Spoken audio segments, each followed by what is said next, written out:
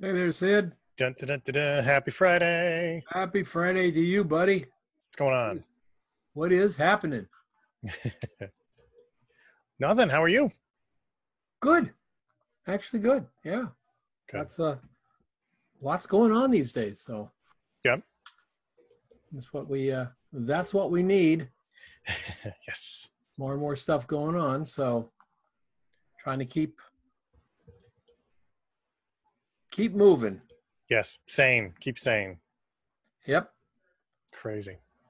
We have Mike and Chris and Lauren and Carmen is here. So we got a international crowd.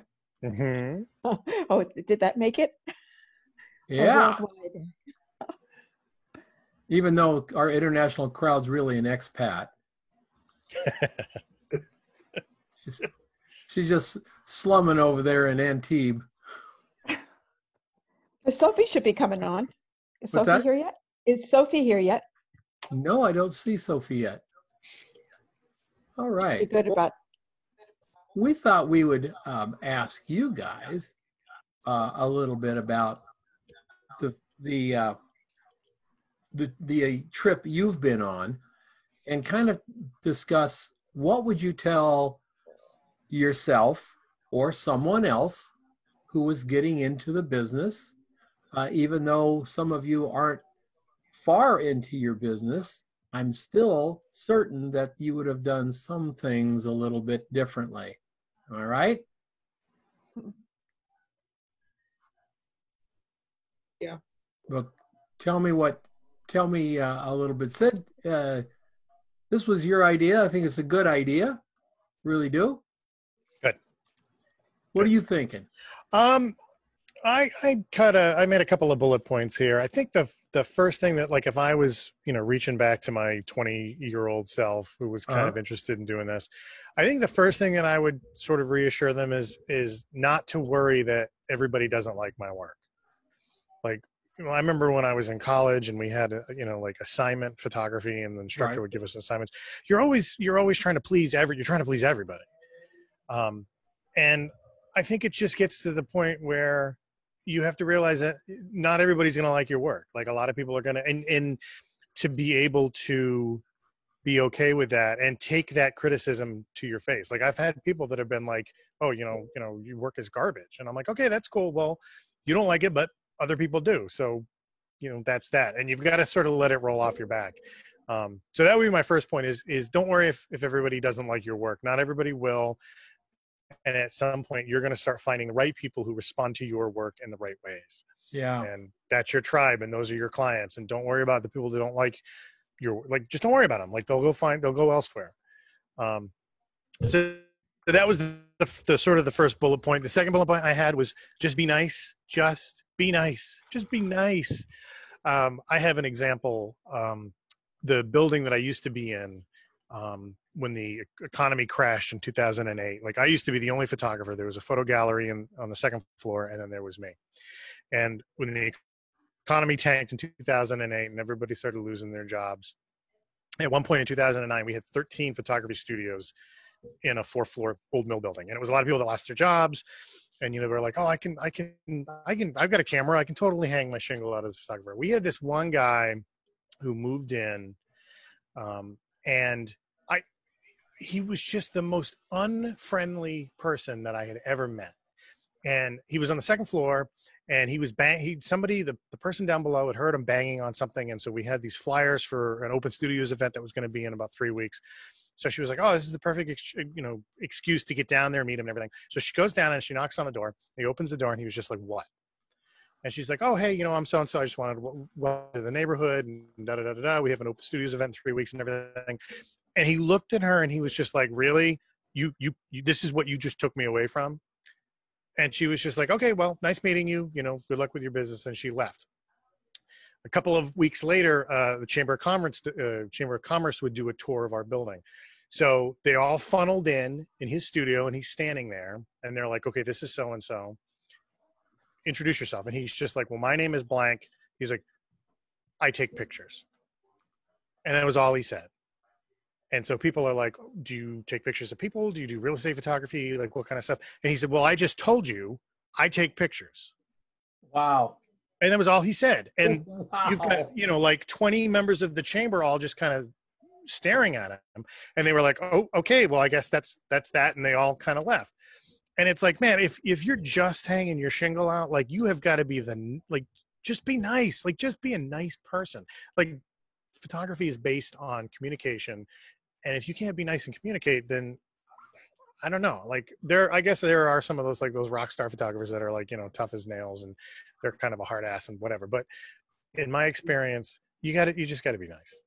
That prima donna act can only go so far. Right. Right.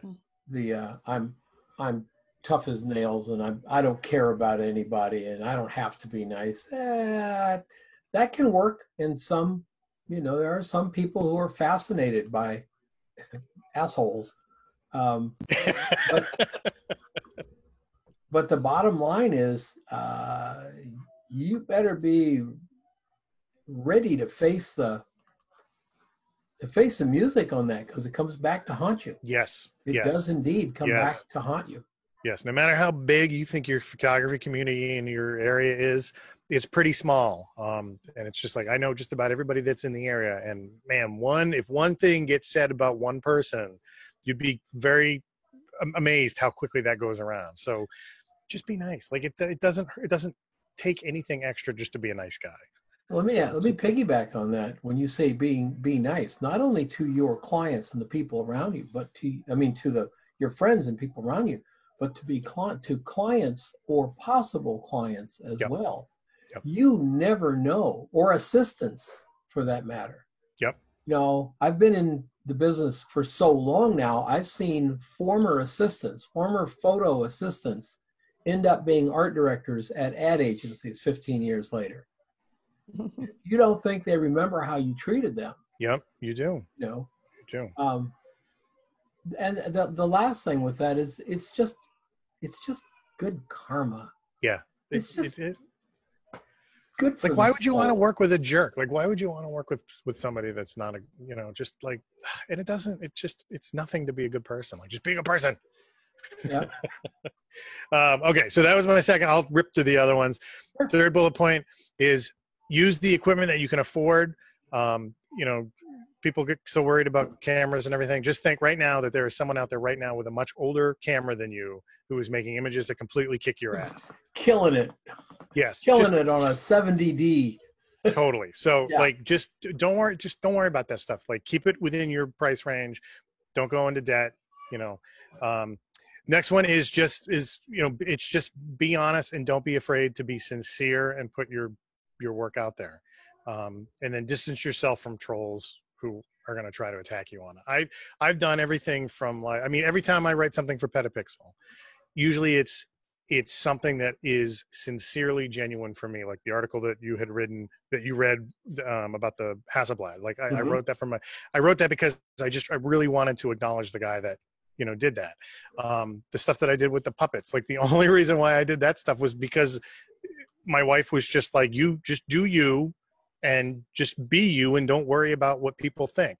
And just be sincere about your stuff. Be honest, like show your genuine concern and ability to love things. Like I love photography and I love taking portraits of people and I love showing that stuff and sharing it with everybody. And don't be afraid. Don't be worried about what's going to happen if you're honest about something. The feedback that you're going to get is going to be 2 to 3 times better and more positive than, a third of it that's going to be negative, because people just don't like to see other people succeed. Yeah. You know why that is, right? You know why let me ask this question, and then I'll get back to my little short list. I only have 4. Let me ask this question. How many of you have family who are telling you this is crazy for you to give it up, and or friends who, when you say, I'm going to do this, they'll come up with a negative. Well, my brother-in-law's sister-in-law's her son tried this one time with his girlfriend's second cousin removed, and on and on. They're going to tell you about how terrible things are. It doesn't matter how old you are. They just do. And the reason is, I think Jen Sincero had it nailed. She said the reason is they are comfortable with you where you are. Mhm. You know, when I told my friends I was starting an ad agency, most of my friends thought, "Wow, Don, why are you doing that, man? Why are you doing that?" But the people I hardly knew, my neighbor, so I was starting. You know, we got to talking. So I'm starting. He goes, "Oh, that's so cool." He wasn't like, "Oh man, you shouldn't do that." The reason is they know who you are now and the position that you hold, and they're just scared to death of losing their bud. Mm. They know you, and they know that if you start the ad agency or do something other than what you're doing, you're going to change. And they don't want you to change. They don't do it because they're malicious. It's just sort of built in. So, well, my little list is right along with yours. Number one is I have been in business for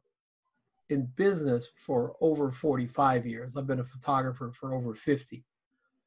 I've never had a bank loan and I've never had a line of credit because the words, "I can't afford that," I took that to heart.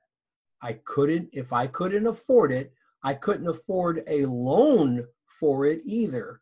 Yep. Unless I had seen I almost got a loan to do my kitchen because I had a client that I'd been hired to do this job, and the client needed a kitchen. And I thought, I could take all the money from the job and put in the kitchen. So I'd go get a little quick loan, pay it off in 30 days kind of thing, and do the kitchen. But I thought, no, I'm going to pull it out of my savings and do some other little magic things to get it to work. And I ended up getting a really nice kitchen in my studio for about $5,000. Mhm. Where if I had gone down and got a loan, I think I would have taken out a $10,000 loan for that kitchen, and I probably would have spent every nickel. So I still got my $5,000 back in the bank, plus I made about $6,000. So you got to really be smart with your money. You have to be. Yeah. I'm cash and carry. Cash and carry. Cash and carry. Rent, borrow, make friends with people who shoot the same camera that you do. Yep. The second one is be aware that you can't please everyone. I think that's one of yours, because when you start putting together your portfolio and you start to hear yourself say things like, "I wonder if the art directors are going to like this," you need to tell that little voice to just shut up. Do you like it? Yep. If you like it, then you go with it. You will never know what someone else is thinking. You just can't. We go through this sort of spate of like, well, if I'm going to go show my stuff to, I don't know, an agency that does orange retail. They sell oranges. And you think you go out and you do a bunch of shots of oranges for your portfolio, thinking, well, that's what they want to see.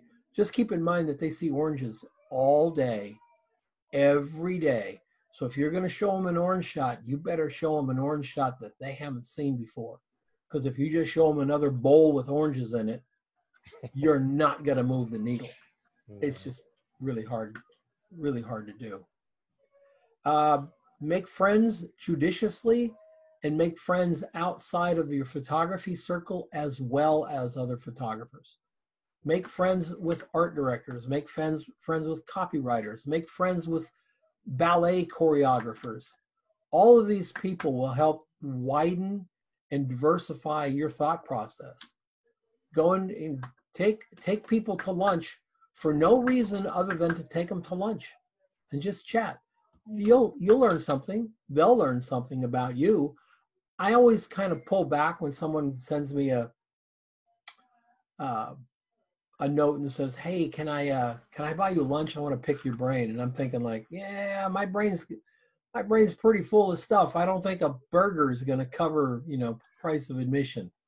So, I'd rather go, if you want to go to lunch, I'll go to lunch. But if you want to quote, pick my brain, don't tell me about it. Kind of work into it, And you need to do that too. Just make friends all over the place. The more friends you can be, the better. And the fourth thing is to be of service to people. Just do things for people. New restaurant opens up across the street from your studio. They're scrimping and, painting their own signs or something. Go over there and do a killer half-day photo shoot for them. Be of service. You'll get more back than you put in tenfold. And then I know people will say, oh, you're saying work for free. I just want to clarify that damn right, that's what I'm saying. Work for free. Sometimes you're working in the service of other people. And free, I don't know, because you get back so much more than you give. I don't know if it really is free. So, well, those are mine. One other approach said, what would you say to some young person about, some young 50-year-old that came in to see you and said, quitting my job selling insurance and I'm going to go be a photographer? What would you tell them? Go for it. Manage, the biggest thing if you're doing a business is manage expectations. Learn how to manage expectations and tell your clients exactly what they're going to get. Tell them exactly what they're not going to get. I had never learned of scope creep until I started getting into this kind of thing. And all of a sudden I had clients that were like, oh, well, since you're doing this, maybe you could do a couple of extra things. And it's since, like, no. Since you're here and you already have your cameras. Right. Oh yeah. Well, we've already got you here, so we could just do all this extra shooting. So you got to learn how to stand up for yourself. I always smile and I always say, absolutely. Let me get the change of work order. Yes. Yep. Are you authorized to sign you change of work order? Yep. And they go, what? Yep. So, the work order is 8 photographs and now you want 2 more. That's 10 photographs. So we're going to have to change the work order with additional costs. 9 times out of 10, they don't need those pictures so bad. Exactly. Yeah. Who can we talk to that can approve the change in this? Yeah. That's usually what you say. And they're just like, oh, we need to add this. And it's like, yeah, it's another line item. You got to add that. Yeah. That's like the guy who comes in with the water, for the water cooler. Mm-hmm. They don't even think about that guy. Comes in with the water for the water cooler. They don't look at him and say, hey, we ran short last week. Can you leave a couple extra bottles? I was more thirsty last week than I was this week, so. And they'll say, well, we'll pull out a change of work order and you'll pay for those extra bottles. So be judicious with who you, and believe me, folks, there are some times when you're going to think to yourself, I could really make this young production assistant, really make him look like a hero if I snap a couple more shots and he's the guy calling the shots. And sometimes I don't pull out I wouldn't pull out a change of work order. I just pull him aside and say, we're supposed to do 10 shots, but let me get these for you. I'll do them for you. No problem. It always comes back 10 times more than you give, a couple of hours extra, and you get somebody who you just made look like a star. No, honey, you don't have a top on. You go get dressed. Are you going to play in the pool? Yeah. Well, you get out and play in the pool. When the movie's over. When the movie's over, okay. Are you practicing your pole dancing? What? Go. No. All right, Fuzzface. Papa. They know about the baby. I had to end up babysitting this morning, so the littlest one. She eats and cries. Eats and cries. Yeah, my sister's a love sister. Mm-hmm. Bye-bye. Gotta go now. I'm serious. So, Carmen, what would you tell someone who wanted to be a photographer from your adventure so far? Well, I think I would say what y'all did. This is like my second career. I was a photographer in the States, and that's how I was able to come here and work, because I had already had a track record.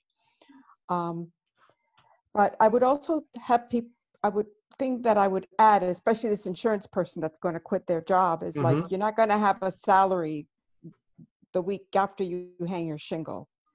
You know, you're not going to have that same salary. You may be maybe a couple of years into working and hustling before you're back to where you were at the job that you quit. Yeah, and there's always really good questions to ask, like, do you like macaroni and cheese? You know, how familiar are you with eating ramen 5 nights a week? Yeah. Do you know what ramen prices are, so that Yeah. you know, It's a long road from beginning to success. Yeah. Sometimes 2 years, sometimes 5 years. When we can go real success. So having money in the bank, being judicious with your money is really something. The biggest problem I see is with employed people who've had a job with a schedule salary and an office, and they know it's 9 to 5, Monday through Friday, and all that, and then boom, they're freelance. Yeah, and it's not 9 to 5. That would be the second thing. It's not 9 to 5. It's not 9 to 5, and it's not every day, and it's not exclusive weekends. Mhm. I used to take Wednesdays off because rarely did I ever have a shoot on Wednesday. I never had a shoot on Wednesday, and probably my second least day was Friday.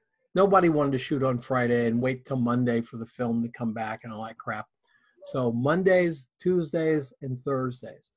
So I'd take Wednesday off, but I'd be working on Saturday. Saturday was usually a big day for me. It was either clean up the studio because I've been shooting for a week and it needed vast cleanup, or it was doing other things, that didn't get done during the week.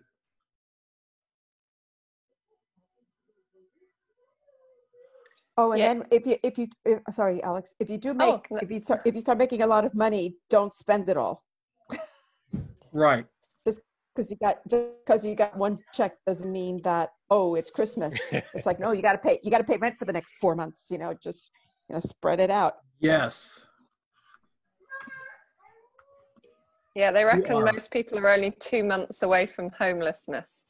Mm-hmm. So. Yeah, you want to try to stay farther than 2 months away from homelessness, and you also have to realize that more than shooting, more than hanging out with cool people, more than getting to play with all the toys, this is a marketing, sales-driven business. If you can't market and you can't sell and you're unwilling to learn, that is going to be a problem. And there's no easy answer for it. It's just going to be a problem. It's what we do. There is no, I know, if you have a really good Instagram, the jobs will just fall from the trees, we're told.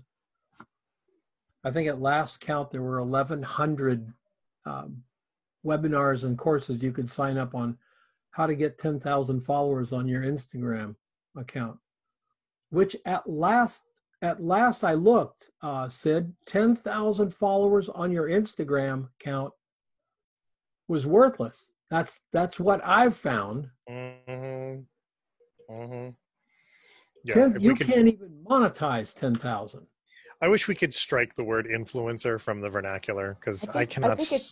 I think it's already there. I think it's now like you say you're an influencer, you're like a piranha, like get out of my face. Yeah, good. I've never sought influencer status. However, I do prefer people call me His Majesty, but that's just me. I have a quick question. Yeah. It has nothing to do with anything. How did you get the WizWow moniker? Because when you first came on my radar, that was sort of how I recognized you as. Well, Tom Peters, do you know who Tom Peters is? No. Tom Peters is a corporate specialist in turning companies around, motivating companies. He's a big thinker and a consultant. And he wrote a book called The Power of Wow, as it was, the Power of Wow, I think. And this was back when Apple was starting, and it was, it was a long time ago. And he talked about how when you would get, at the time, you could get I think it was an iPod, and how nice the packaging would be. Because at the same time, Microsoft was bringing out their little MP3 players. I don't know if you remember, they were bubble wrapped. They were like on a card with a plastic thing over them. When you bought it from Apple, it came in a box with very nice paper, and it fit so perfectly. You'd take it out and feel it. Well, that was the power of Wow. I'll look it up while we're chatting here. So I wanted, when we opened up the agency, and then we were talking about who we're going to be, I decided to be the Wizard of Wow. And that's how I got that. Awesome. I'm not a Tom Peters follower anymore because he didn't change with the times. When he was hot, he was right on. And now all he wants to do is sell me. Oh, it's called Tom Peters' The Pursuit of Wow, 1994. The Pursuit of Wow. Okay. He also did one called The Circle of Innovation, which is a great, great book. But he can't, he's still stuck in that 2005 sell. I'm not going to give you any of my secrets unless you buy them from me kind of thing. You know, I don't know how old the guy is, but I don't think he's done anything. Oh, he did The Excellence Dividend. Meeting the Tech Tide with Work That Wows and Jobs That Last. Okay. That was 2018. Jobs that last. Is that? Jobs that last. That makes me laugh. Yeah, I was trying to think what those jobs would be other than politician. I can't think of any. I think we're all going to end up. I think we all end up having multiple careers. I know I certainly did.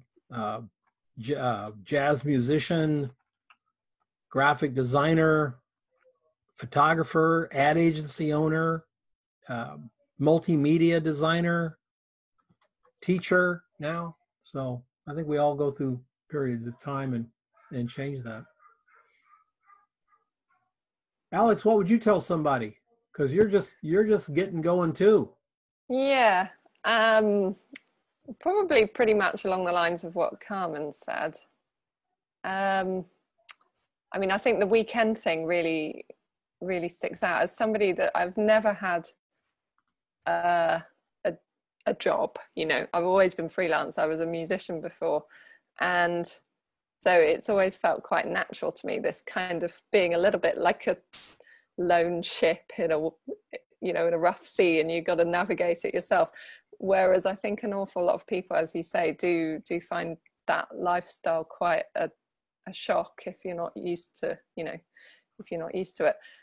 But one thing that really blew my mind once was I think it was several years ago, on a Facebook group of photographers, people wanting to be, full-time professional photographers. And there's this woman who said, I really want to be a wedding photographer, but I don't want to do weekends.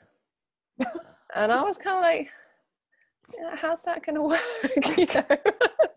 Well, this was somebody who didn't even have a clue what they were talking about, had no research into what they were talking about. Either that, or maybe when you get to your $10,000 wedding status, maybe then you can say at that point, I don't do weekends, get married on a Friday. But before you get to that point, of course you can't be doing that. So and then I think the other thing, and it comes from my musician days, is take every gig, as within reason, but as many as you can, because you're going to gain experience from everything you do. And there'll be some that you don't really enjoy, and I think that's valuable as well. You can kind of narrow it down and kind of figure out what your niche is. Yeah, and no matter what, everything. You're going to get paid, or you're going to get experience. And I think you have to make those decisions. So if someone comes to you and says, I'd really like you to do a photograph, we don't have a budget. Before you dismiss them out of hand, find out what the photograph is. Yeah. Remember, one of my clients called me. There was a budget. It was like $125, which I then immediately donated to the church entity that where it was.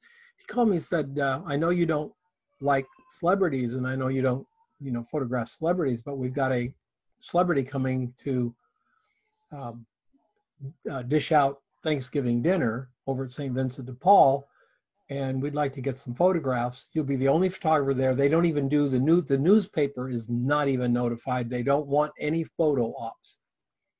And I said, well, I don't want to do celebrities. I don't care for celebrities stuff. I really appreciate you calling. He said, do you want to know who it is? And I said, well, sure. I figured it was some tennis star or whatever. He says, Muhammad Ali. And I went, so how much do I have to pay you to photograph Muhammad Ali? Because I will pay anything that I have. I'll empty my bank account for this opportunity. So twice I got to go see and meet and photograph Muhammad Ali. That's cool. And in a very weird setting, he would go there, no press, no photo ops, and he would dish out food. And I swear to you on a stack of Bibles that 90% of the people in that room getting the food had no idea who he was. Huh. None. He didn't And that's even announce it. better. He didn't say, hey, I'm Muhammad Ali or whatever. He just went around, put the apron on, and stood there for an hour and a half and dished up food. Blew me away. He's still one of my greatest heroes. And that helped. That day helped too. It was amazing. So, find out what the job is. If it's somebody calling, we need you to do a shoot, we don't have any budget, and they got 145 sink stoppers to photograph for their catalog. Well, no. What are you going to do with a picture of a sink stopper, for God's sake? Nobody cares that you did the catalog. Nobody cares about the photographs you did. Nobody cares. You can't do anything with it. So no, if it's something you can do something with and you get some PR out of it, meet somebody influential, pitch a story to the local magazine of shooting the top 10 chefs in town. They say, well, we don't have a budget. You say, I don't care. You set it up. You're never going to get in to see those top chefs. You're never going to get in to see them. The magazine can get you in, and you can do a photo essay on the top 10 chefs in Antibes or Barcelona or wherever. And now you've got something really remarkable. It's in the magazine, and you've got a nice portfolio from it.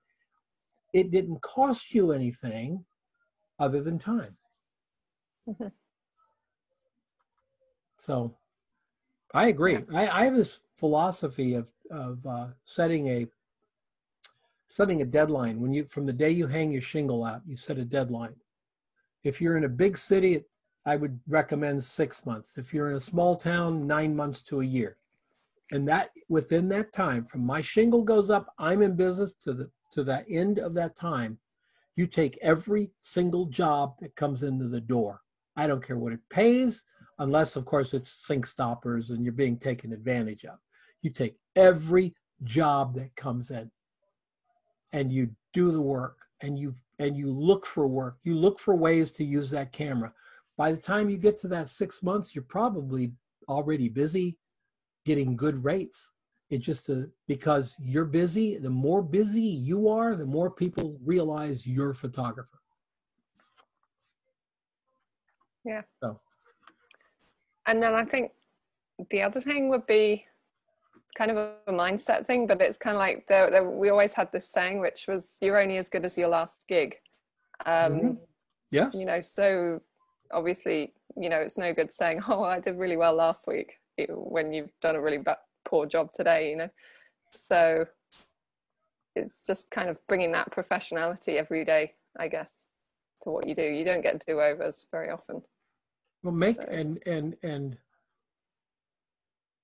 and keep in mind that this particular business, unlike baseball, unlike most any other businesses except brain surgery, there's no coming in second. There's no base hit. There's no, I got to third. You got to deliver a home run every single time you pick up the camera. The pressure is terrific because that's what they expect. I don't think people realize how hard it is to do what we do. You know, how much creativity, how much, you know, you have to handle. You have a lot of balls up in the air, and you just bring your camera and snap a few pictures. Oh, you know, yes. like. Yes, until you show them what it takes. It's be interested to see how Sid handles this. You know, Sid, sometimes your friends or in my case, my wife would volunteer me for photo shoots. And she'd say to me, well, look, you don't have to take all your stuff because they're not looking for a really great shot. You just need and I would say to her, no. It has to be a great shot. It has to be because it's my shot. Yeah. If you want a snapshot, I bought you an iPhone 10. Go shoot it. It'll be killer. You know, sharp and clear and colorful. But if you want me to do it, I have to go 100% or I'm not in. Yeah. Yeah. Because you're the photographer. You're the photographer. So you're supposed to make a beautiful, perfect picture. You can't just do a snapshot. Yeah. And what happens is you don't do a great job because they didn't give you the opportunity or the time, you know. Well, we're going to be building this set. We just want you to come in and take a quick shot. You go in and it's fluorescent lights in the ceiling 20 feet up and you go, oh God, let me get my lights. Oh, we don't have time for it. So you're forced to stand there and take that shot. When that shot comes back around and someone shows it to you, they don't say, oh, and by the way, he's way better than this, but we didn't let him go get his lights. Yep. They'll say, well, that picture is kind of bad. And they'll go, yeah. Best we could get. Oh, it's just a quick shot. It's just it's such a quick shot. Just bring your camera over here for a second. It just takes a couple of seconds. Like, it's just a quick shot. You know, friends know. Like, when I got to a certain level, my starting price was more than what my friends could afford. And I think at some point you get to that level where it's like, I'm not my friend's photographer. I'm a professional photographer, and you kind of have to get over that. Like, that's a hard one. That's a hard one. Yeah. Because, you know, at first it's like friends and family. That's, you know, you're just trying to hang a shingle out and you got to pad your portfolio. And I got plenty of friends that'll model for me and stuff like that. But then it gets to a point where you've got to be like, okay, I start at X amount of money. And they're like, I can't afford that. And it's like, I know, because you're not my client. Like, I've got to price myself so that most of the time, even I can't afford myself, you know? Yes, like that's a absolute truth. You should not be able to afford your own stuff. If you can afford it, you're probably too cheap. I've told the story about the custom motorcycle guy that used my suite mate used to shoot these custom motorcycles in our studio because he didn't have a roll-up door in his. So he'd use our studio, and I'm standing there, I'm looking at this unbelievable $135,000 custom motorcycle. And I'm looking at it going, first of all, I'm thinking, I would never take that outside. What if it rained on it or something? It's like, I just want to put it in the living room. But I said, God, these are beautiful. I said, I'd love to see what you ride. He says, oh, I've just got a stock Harley. He says, I can't afford one of these things. And you think you're right. Yeah, he probably makes $150,000, maybe $200,000 a year. No, he can't put 75% of his income one year into a motorcycle, but he can spend other people's money and live out his dream of doing it. He always rides 100 miles on every bike that he builds, part of the break-in. So he gets to ride that cool bike around. Start on the next one.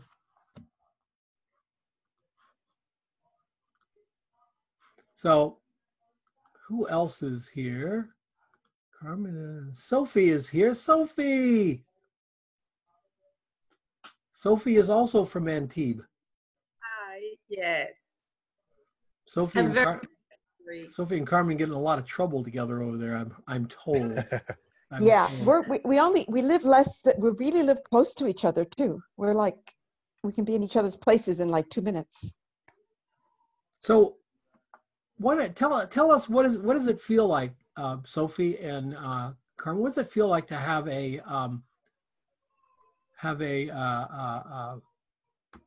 what's it called? Have a creative business in an area known for creativity? Not here.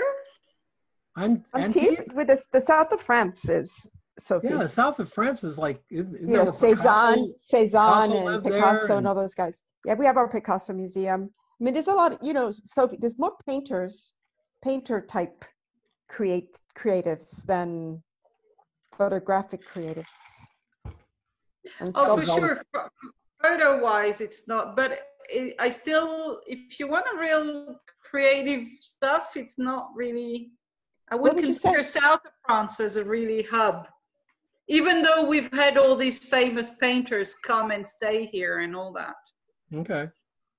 But, because it was always the fantasy throughout the 50s and 60s. Yes, back then it was, and it was then.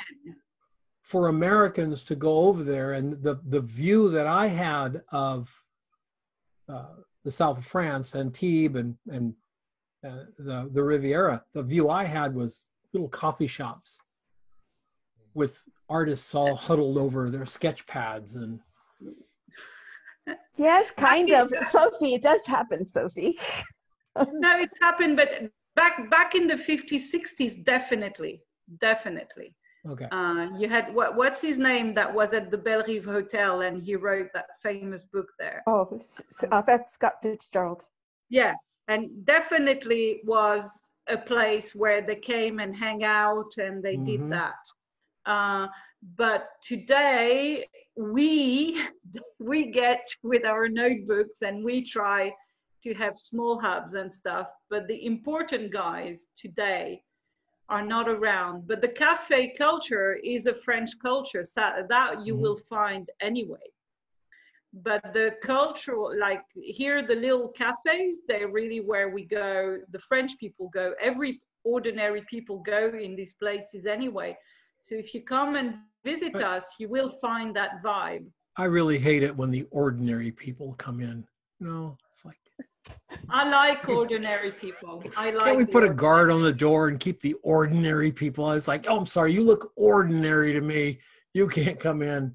To me, it's a compliment. It's not a. Yeah, no, it is actually. I mean, the level of discussion is way higher at your typical coffee shop than I think you'd have in the States. There was a musician who all the American composers just died to study with her, and I'm drawing a blank. Oh, was that Nadia Boulanger? Nadia Boulanger, yeah. Now, if you go and search the archives for music written by Nadia Boulanger, you don't find very much, but she was one hell of a muse. Elliott Carter, Copland, on and on and on, studied. Even after they were accomplished didn't Sam Barber study with her, Alex? I think possibly, yeah. I know Stravinsky did. Stravinsky, yeah. Pretty sure. And she was a taskmaster. Boulez. Taskmaster, just absolutely. You know how I, get on you guys about 3 people. We meet 3 people a week. I think they were so afraid of her they would meet 6. Whatever her tasks were, it was amazing. She was great. And there was also a photographer who worked over there that a lot of photographers would go meet with, I think also a woman photographer. I read, it was a biography about Coco Chanel. And actually one thing that really struck me reading that was the amount of collaboration that went on back then between all the arts and the people, and that you don't necessarily figure. I guess Chanel actually designed loads of costumes for Stravinsky's ballets and that kind of thing, you know, and you don't really associate that with her. And I think, and there was all this, so much intertwining of all the arts back then. It was kind of fascinating. That's cool. That's cool. That brings up another question, Sid. Is there anywhere in your town where artistic people hang out? And the reason I'm asking, I'm wondering if social media has done a lot of wonderful things. And the internet lets Don and Sid and Carmen and Alex is in Barcelona and Sophie, and we're all sitting here, all talking to people all over the world with pictures. I mean, this is something like, do you remember Star Trek, right? And they'd have the pads, right? Yeah. It's a freaking iPad, all it is. But anyway, I wonder if the internet has taken the place of that, because I can't think of a place in Phoenix where that happens across genre, so to speak. Yeah. I think like Facebook groups and Facebook communities, I think once people sort of find their tribe, they don't venture out in the real world as much. There's a couple right off. I'm about a block and a half from our main street. And we've got a couple of small little tiny coffee shops that they invite people to come in and bring a notebook and bring a pen and buy a cup of coffee and milk that coffee all day long and sit at the table and, you know, just do what you do. And every once in a while you'll get a group of, you know, maybe six or seven people that are all in there and they're all drawing and sketching and stuff like that. And usually a conversation comes up from that. But that's usually few and far between. Most of the time it's like one or two people. And then you get so involved, like our friend Dave Say, the guy that does those task management forums, he has, because he works from home, so he'll go to the local Starbucks, and he's got his laptop, and he has this little like roost thing that the laptop sits in, and it kind of elevates it. It's really kind of cool looking. But every once in a while he's working, somebody will approach him and ask him what he's working on, or ask him if he's a designer or something like that. But I think since online has brought all these groups together, it's less frequent in person. I mean, we've tried in the past, just this area, we've tried to do like photographer meetups. Even that gets difficult because they'd rather, you know, they'll all go to a Nashua photographer thing, Facebook, but trying to get them all to meet at a coffee shop just so we can sit around and, you know, shoot the shit about cameras and stuff. It's hard to do. It's hard to do, but we've got 1, 2, 3, there's about 3 or 4 little friendly coffee shops / sandwich shops that you can just go and hang in, and the environment is very warm and it's welcoming to creatives. Like, come in and sit down and plug your laptop in and just kind of hang out. But it doesn't reach sort of that like critical mass of creative people. Yeah. We have, and I don't know. We have a couple of those co-working spaces here in the Valley. We got one really cool one down on Central, and it's really an awesome space. And a lot of creative people go there, but it's as quiet as a library. Yeah. Yep. Yeah. We did a thing, maybe 7 or 8 years ago. There was a movement called Jellies, Jellys, and that was kind of the precursor to these creative spaces that you can go to.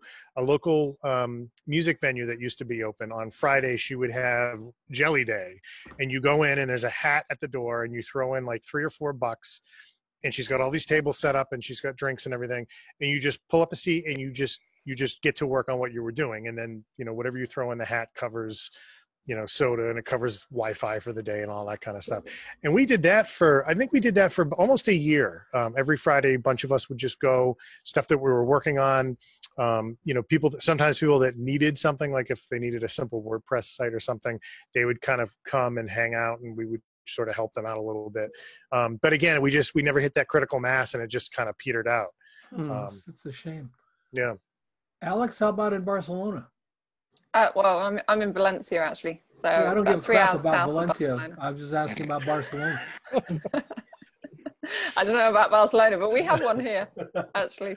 Do you? I belong to a group, it's called Colony Aroma, and it's a bunch of female artists, really, that meet once a month. There's usually a topic to discuss. There's always wine or, whatever. Yeah, sure. And we just chat for a couple of hours about, various things. People bring different stuff they're working on, inspiration. And it's been really fun, actually. There's a couple of writers, some painters, sculptors. That's so cool. There's a many performance things going on. artist. It's quite. It's been quite good from kind of just opening up your sort of. Cool. Yeah, Mike, I don't know. Mike, what's going on in Kansas City, sir? Probably has something to do with steaks, I'm sure. I haven't got a clue. I haven't been to Kansas City in a while. Oh, well, you're in Omaha, right? I'm in Omaha. Yeah. All right. Well, how's Omaha then? It's good. It's good. I've just finished. Well, actually, it's rinsing right now. A platinum print for my dad for Father's Day. So I did. I actually posted the pictures on Project 52, the portraits of my boys, and trying to get through your reading list, and gathering the list of materials and stuff for Wet Plate. So I've given up on fighting it. We're just, Cool. Your internet. Oh, there went Mike. Oh, I'm not here. Well, yeah. Well, did good. I just ramble on and nobody heard a thing? No. You just froze right at the end. Oh, okay. Yeah. So, anyhow, yeah, getting ready for what, later this month, I guess, here in a week or two, right? Yeah, next week. Yeah. So yeah, trying to catch up on the books there. I've got 3 of them read, and I read the 2 optional ones because I wasn't paying attention. So yeah. Not a problem. Yeah, working on it. But I do have a list of stuff that I want to go over with you because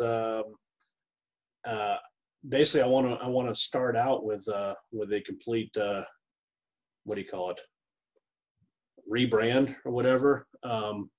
Artisan Photographic fits me better than Mike Thompson, and I think I want to put almost everything under Artisan Photographic. So I want to talk to you about that at some point. Artisan Photographic is not a human. No, it's not. Well, exactly. No one is ever going to hang a picture in their gallery by Artisan Photographic. That's a good point. That's true. It's not going to happen. Well, see, that was a quick conversation then. That was there easy. You go. Either way, the Mike Thompson website needs to be redone because it's hideous. That can be, yeah. And you have MikeThompson.com, right? No, Mike Thompson Photography. Okay, you want to get somehow Mike Thompson because Mike Thompson. It's owned by a doctor. I don't think that's happening. Huh? It's owned by a doctor. Well.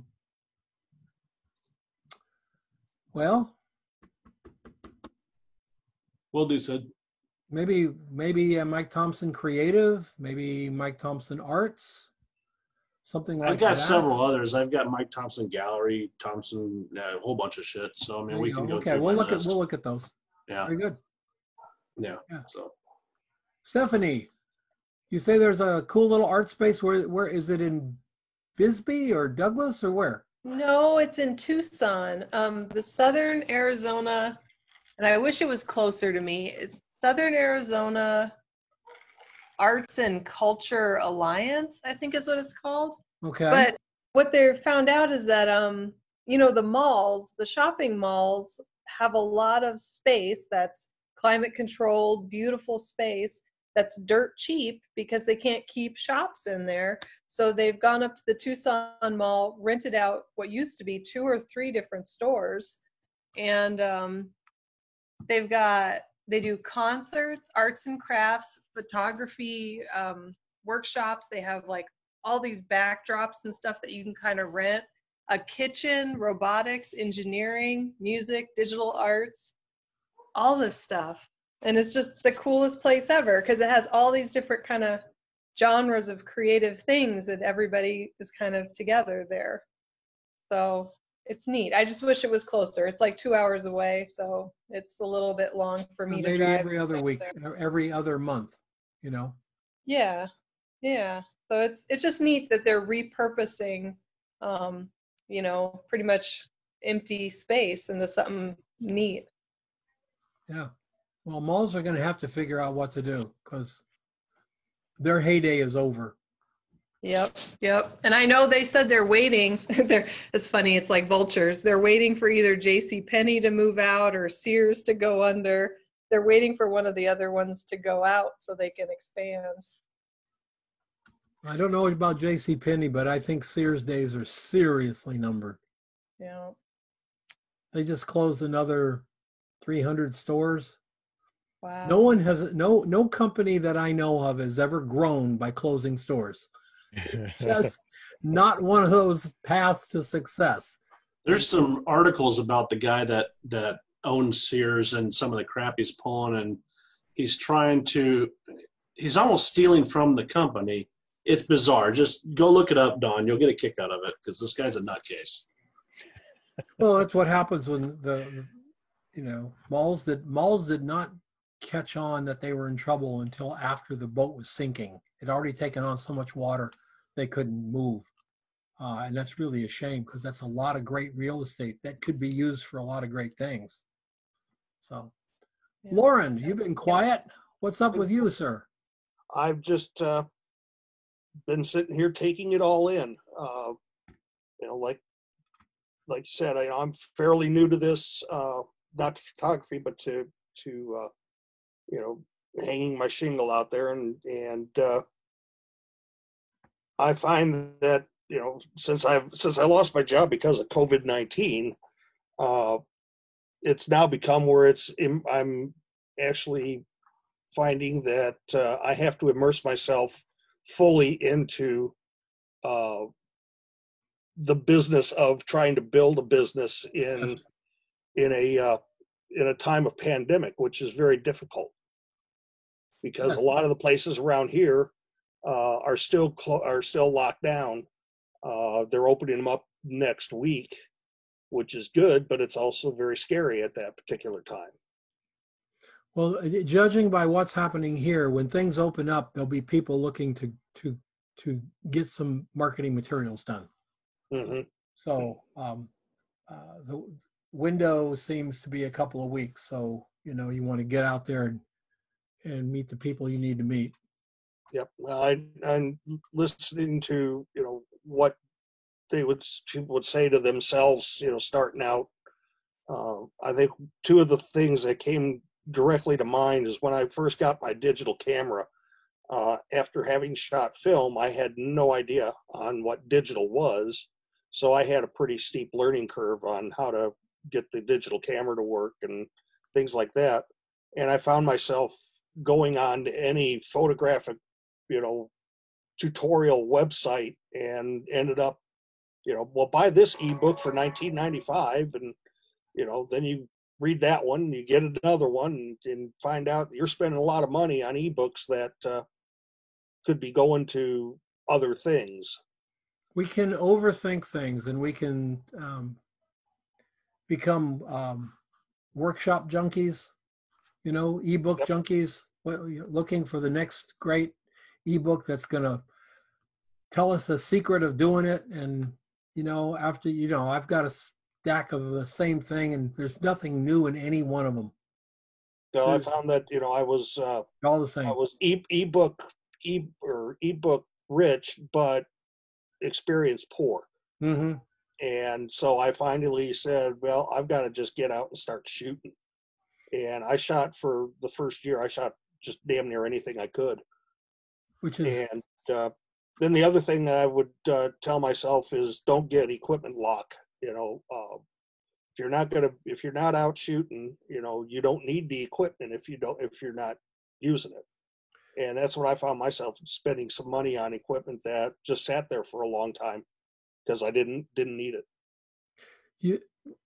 Photographers tend to romanticize the process of buying cameras and lenses and all this magic fun stuff. And in reality, what you romanticize is making photographs.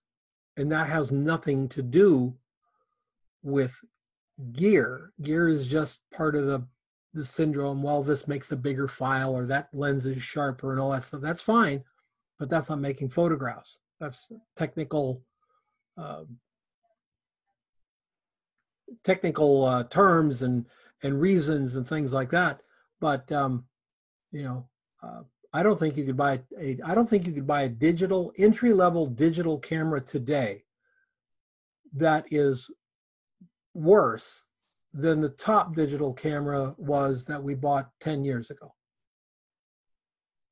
I think a Rebel coming onto the market today will make an image that will blow a 5D out of the water. Not a Mark II, but a 5D. And the 1DS Mark Is, they don't hold a candle to a 6D. So we keep getting better and better gear. The point is, it's the photographs that matter. Getting out and doing it. Well, I only bought one lens so far, and that's my Prime 50. And I spent under $100 for it, and that's the one that I really like shooting. Yeah, that's a great lens. You got the Samyang, right? No, I got the Yongnuo 1.8 Prime 50. Which one? Yongnuo, or however. Yeah, Yongnuo. Yeah, it's the same lens. Yeah, same lens. I love that lens. Everything else of mine is the kit lens that came with my D3200, and it actually works on my D750. So, one of my favorite lenses on my Canon is the Yongnuo 35mm f2. I think I love it. It's sharp. It handles flare well. I love it. I think it was $92 shipped. Free shipping. I think I have that one. Doesn't it have chromatic aberration though? I find that. I have not seen that. I've not seen it, but I know that. I think I have that lens. My 80-200, my old Zoom. No, I'm sorry, my old 16-21.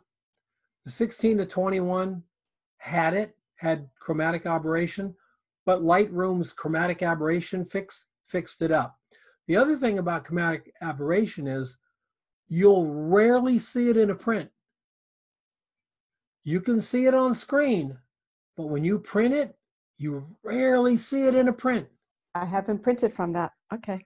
Yeah, take a look at it, because you got to get up in pixel peeping land to start seeing it, unless it's my 16-21 had some serious green fringing, and I saw it. My what the heck is this? people portfolios, the Rapid City and the Rizafa ones were done with that lens. It's okay. The 16-21. No, the 35 Yongnuo. Oh yeah, I love it. Mm-hmm. I love it a lot. Yeah, I'm sure there's sharper out there or whatever, but I mean, you got to spend a lot more money to get it. It's pretty sharp. Yeah, it's pretty sharp. Lee, how are you doing?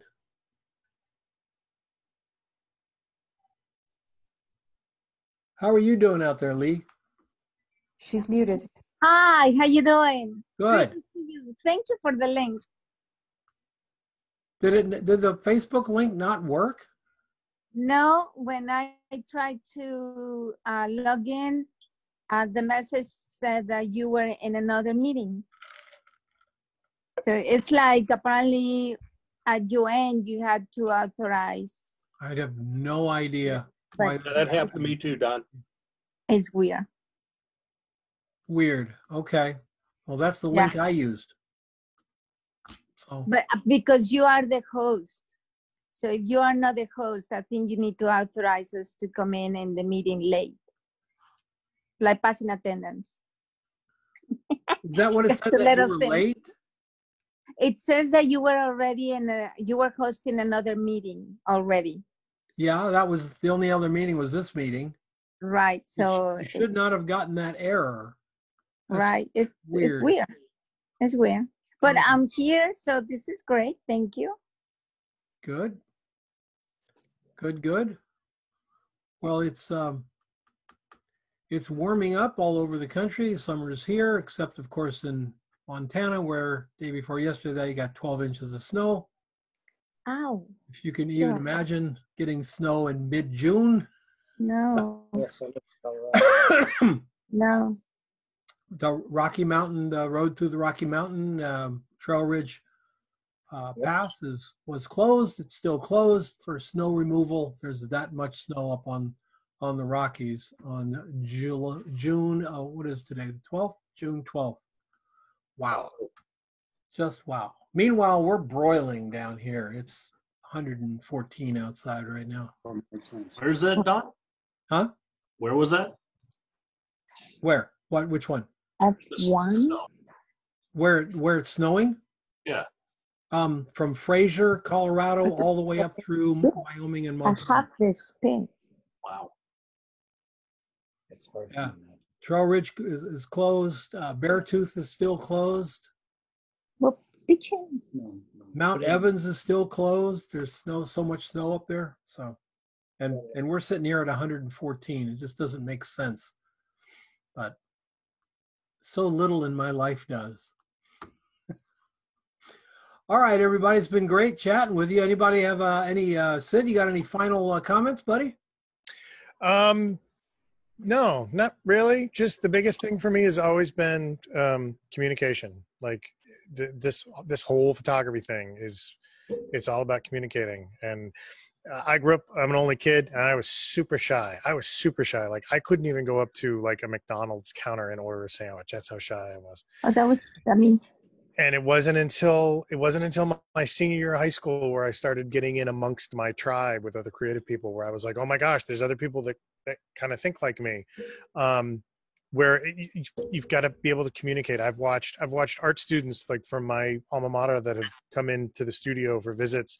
You know, we get somebody in here to model and everything, and I watch these kids, and you know, they've got the camera up to their face and they can't really see the model, and they're trying to tell the models how to move and pose, but they can't say it, you know, so they're just like, well, look over, but look, look, and you can't work with somebody like that. Like, you got to be able to communicate. You got to work on that personality thing. And you've got to, like, when people come in my studio, like headshots, anything, the minute, or if I'm on location, I walk through every single thing that I do. I tell them as I'm setting my gear up, I tell them what it does. I'm like, this is a C-stand. It holds the light. I'm going to pop the light a couple of times. Don't look directly at the light while I'm testing the lights, because I don't want to blind you. I'm going to take a couple of shots and make sure that I'm doing everything correctly. And then I just walk them through the whole process, because they come in and I've got lights everywhere, and they don't know what the hell's going on. And they get standing in front of this light. And a lot of times I've got a camera up to my eye and there's no direct eye contact. It's very easy to lose them. It's very easy to make them just go completely like, oh my God, what am I doing? And so like, I just walk them through the whole process, and it helps them better understand. You know, they're like, oh, okay, so he's going to do a couple of test shots.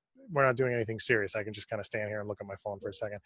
And that's the biggest thing. It's taken a long time for me to be able to do that. When I was in college working with people, I was the same thing. I was just like, I couldn't look up in their eye and communicate with them. And it's just this constant, like, you just got to do it. You got to get out there, especially this profession. You can't be a silent person. You got to get out there, and you've got to talk to them, and you got to make them feel relaxed, and you got to be able to communicate ideas with them. 50% of photography for me it's an organic process. It's walking them through, and it's communicating with them, and it's finding out what they like and what they don't like, and what they feel comfortable doing and what they don't feel comfortable doing, and just making them feel at ease. Yeah, it's so much a part of that. And I think I think at some point, photographers have got to take responsibility of looking into what it is that we do. You know, I've seen young fashion photographers, not age-wise, but new fashion photographers, trying to pose the model. And, you know, you really don't do that unless you're working with models who don't know what they're doing. Yeah. You know, let the models know how to pose, or let it happen organically, but they've never researched what it means to do that. Have you, there's some great videos of the Pirelli tire shoots, Pirelli tire calendar shoots. They're really fabulous. You want to see how a photographer works with a really good model, check them out. Yeah. Check them out.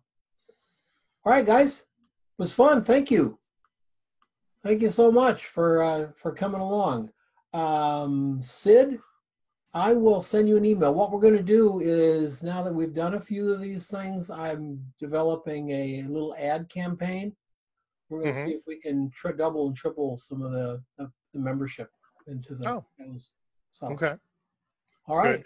Good. The thread that you posted to the link for today's thing, let's get everybody to post their little tips in that so that we can have like a little list that shows. Oh, that's a great idea. And then we can take that and copy it and put it on the YouTube thing. I noticed the YouTube video from last week. It went up shortly and then you replaced it with something else. No. Because I was going to hot link it. And no, it's there. It is? Yeah, it's YouTube has that their new uploader. When I upload to it and I put that I want it to be in two what do you call them, lists, right? Yeah. It'll only put it in one list. Oh, is that what I Yeah, the one the you can start a photo business under 8K. Yeah. Yeah, it's there. Oh, because when I look up under all videos, it was there, and then your Durango meeting. Yeah, then it went away. YouTube took it out. So what I had to do is I had to go back in, remove it from both playlists, let it sit for 30 minutes, and go back in and add it back to the playlists. So that's why it wasn't in the vlog. It's just the damnedest thing. And I don't know if anybody else is having the problem. Your YouTube channel? I've sent notes to YouTube, but I'm sure that there's nobody on that end reading notes. I mean, okay. Don, is that YouTube channel your channel? Yeah. Okay. Shoot me if you get a chance. Just send me a link to, what was it, June? Like, when did we do that one? June 2nd, June 1st, or something like that. Hold on, I'll get you the link right now. Because I see May 22nd, and then there's. Are you on my YouTube channel? Yeah, I'm looking at your channel right now. And you don't see it? No, the first video it says Durango Tuesday, June 2nd. Oh, wait a minute. It's back to unlisted. Hold on real quick. I'm going to change it. It's back to unlisted. This is what it keeps doing to me. All right, here we go. Public. Done. Stupid YouTube. Save. You should see it now. Let me refresh. Should Durango be private? Should Durango be private? Yes, everything in Durango should be unlisted. Is it listed? He's like, obviously we're not. He's like, we're not looking at the same image, and I'm like, dude, you slathered so much blur on this iPhone shot. That's an old one. Where technical difficulties. No. Yeah, I am. I'm leaving to get a haircut. Well, if you just shoot me a link just so that I can share it with my 2 blog followers. Okay.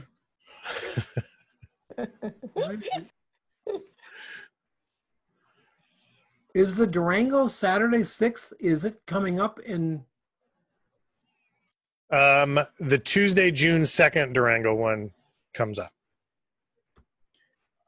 Oh, man. And that looks like it's, yeah, that one I can watch, that Durango one. I was wondering why we didn't have any of our videos in the Durango group the last time we met. Nothing's been posted there.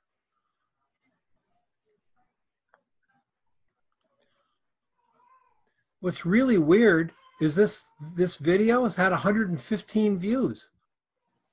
Oh, welcome everybody. Durango? No, the the Durango, Oh, the other one. it says just very few views, like 7, I think.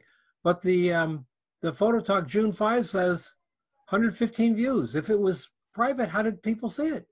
Well, it was up initially because I looked at it the night you put it up.